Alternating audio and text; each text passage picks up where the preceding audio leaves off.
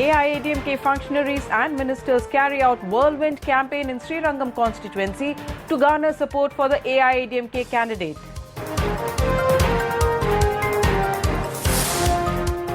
Tamil Nadu health officials hold discussions on dengue prevention methods.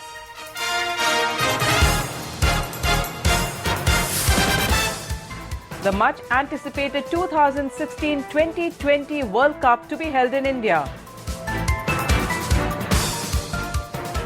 The news in detail. The Tamil Nadu ministers and the AIADMK functionaries are on a whirlwind campaign in Srirangam constituency to garner support for the AIADMK candidate announced by the General Secretary of the party and the People's Chief Ms. Jaya. The official AIADMK candidate S. Valarmati, whose name was announced by Ms. Jaya for the Srirangam constituency by-election, continues to receive support from various political parties and organizations. Parties including Tamil Nadu Movendar Sena have announced their support for the AIADMK candidate today. The party's election office in Ramji Nagar was today inaugurated by the AIADMK Presidium Chairman E. Madhusudanan.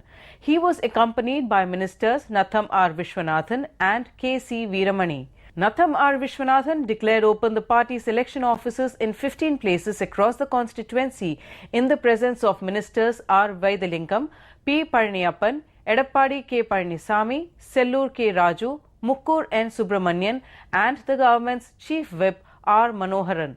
Minister R. Vaidilingam inaugurated the AIADMK election office in Somarasampettai, following which he went around the area to gather votes for the AIADMK candidate.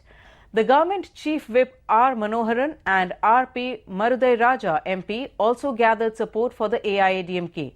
Minister B. Valarmati visited several villages in the constituency and was engaged in election campaign, while Minister K. A. Jayapal visited villages in Kambarasanpettai and gathered support. The party cadres and functionaries headed by the election in charge Paranjyoti campaigned in various places of Srirangam constituency. In a bid to reduce expenditure, the centre is likely to further prune the eligibility criteria for consumers who actually need subsidies on cooking fuels, LPG and kerosene, sources said. At present, a subsidy of 300 to 350 rupees is available on an LPG cylinder. Top government sources revealed that while subsidies on LPG and kerosene will not be completely eliminated, a classification of the category of consumers who do not need subsidies is being carried out by the Finance Ministry. Further, if an earning member of a household comes in the 30% income tax, what relevance does the cooking gas subsidy hold for her and her family? Government officials said such questions are being addressed by the Finance Ministry, which is preparing to finalize a roadmap for rationalization of LPG subsidies, the details of which are likely to be unfolded by Finance Minister Arun Jaitley in the upcoming budget to be presented on February 28th. A process has already begun to curtail LPG subsidy for the rich and elite class of consumers.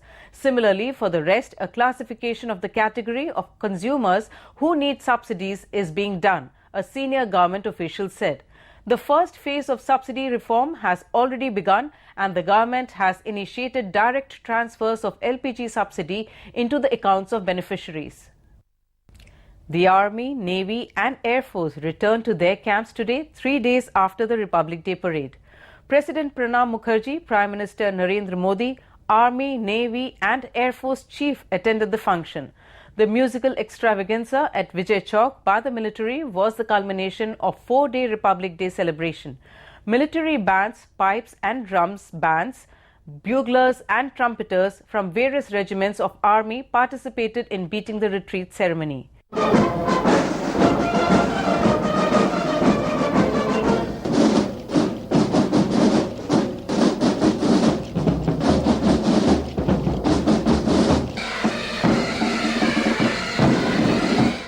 At the end of the function, entire Rashtrapati Bhavan was lit by lamps, which was spectacular to watch. Colonel Munindranath Rai, who died fighting terrorists in Kashmir on Tuesday, was cremated at Brar Square in the Delhi cantonment this morning. Colonel M.N. Rai, the commanding officer of the Rashtriya Rifles, who laid down his life in counter-insurgency operations on Tuesday afternoon in Jammu and Kashmir, was given an emotional farewell in New Delhi today. Army Chief General Dalbir Singh Suhag paid homage to the brave soldier and met Colonel Rai's widow and children. Lieutenant Colonel Dhirendra Nath Rai, the elder brother of Colonel M.N. Rai, said that his brother was a man of large profile who did things par excellence. Fellow army men and his friends remember Rai as a daring, honest and hard-working officer. Colonel Rai's father, Nagendra Rai, recalls of his son as a man of simple and gentle nature who would never get angry. The 39-year-old colonel was killed 24 hours after he was awarded a gallantry medal on the Republic Day. Colonel Rai was the commanding officer of the 42 Rashtriya Rifles and was known to lead from the front.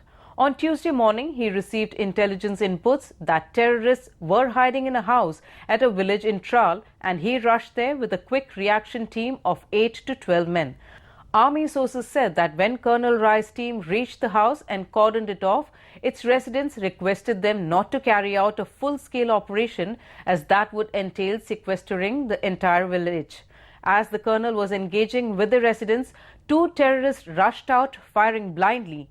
Colonel Rai was hit in the temple, and Sanjeev Singh, a part of the Special Operations Group, was killed instantly. The terrorists were shot down. The colonel died in hospital. He is survived by his wife and 3 children.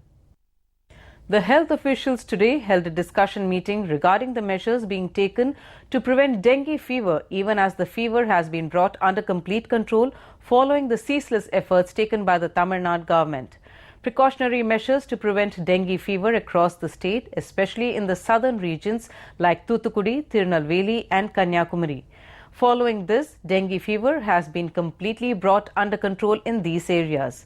Meanwhile, Minister S.P. Velumani today chaired a review meeting with the concerned health officials regarding the precautions being taken to prevent dengue fever. The direct review conducted at the sites was discussed during the meeting.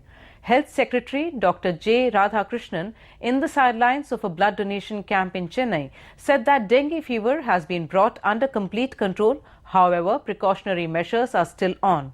He asked the people not to go into panic about it. Blood donation இந்தியால voluntary blood donation இந்தியால number 1 ஸ்டேட்டா இருந்து கடந்த ஆண்டு 8.33 லட்சம் unit நம்ம இது பண்ணிருக்கோம். தமிழகத்தில் இந்த காய்ச்சல் நிலவரப்பது தேவையற்ற பீதி வேண்டாம். இப்ப ராஜபாளையம் பொறுத்தவரை அனைத்து நடவடிக்கைனாலும் ஒட்டுமொத்தமாக அந்த காய்ச்சல் கம்ப்ளீட்டா கட்டுப்பாட்டில் வந்துள்ளது.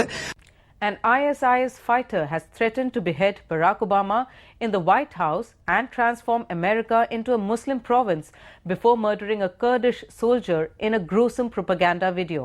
The footage, entitled Bombardment of Peaceful Muslims in the City of Mosul, showed damage from shelling allegedly carried out by Peshmerga forces in the Iraqi city earlier this month before killing the captive in retaliation. The masked ISIS fighter threatened attacks on the US, France, Belgium and the Kurds, claiming that the group's followers will kill the American and Kurdish presidents, as well as detonating car bombs and explosives in European countries that are part of the international coalition fighting against it. Then the jihadist issues a message to the entire world in Kurdish, translated by the Memory Jihad and Terrorism Threat Monitor. The fighter then beheads the captive with a knife to cheers from the gathered crowd, threatening to send Kurdish President Masoud Barzani a soldier's head for every missile the Peshmerga launches. ISIS, which has overrun swathes of Iraq and Syria, has made a number of similar statements since a US-led coalition mounted airstrikes against its fighters last year and frequently uses beheading videos as a platform for its propaganda, as well as the filmed murders of foreign hostages James Foley, David Haynes, Alan Henning, and most recently Japanese aid worker Haruna Yukawa. Public beheadings have become commonplace in its territories, where death is the penalty for numerous unproved crimes. The International Cricket Council Board has approved the dates of all ICC events till 2019. The much anticipated 2016 T20 World Cup will be held in India. The tournament is scheduled to commence on March 11th, with the finals taking place on April 3rd, the ICC announced after ratifying its decision in the board meeting. The venues for the ICC World 2020-2016 are slated to be decided later. The board also approved the dates for the 2017 Champions Trophy in England, which will be held between June 1st to 19th. England will also host the next 50-over World Cup in 2019 from May 30th to June 15th. Cricket's founding nation, England, gets to host the 50-over event after a gap of 20 years. The 2017 Women's World Cup will also be held in England between August 4th and 27th. The 2018 Women's World 2020 will be organised in the West Indies between November 2nd and 25th.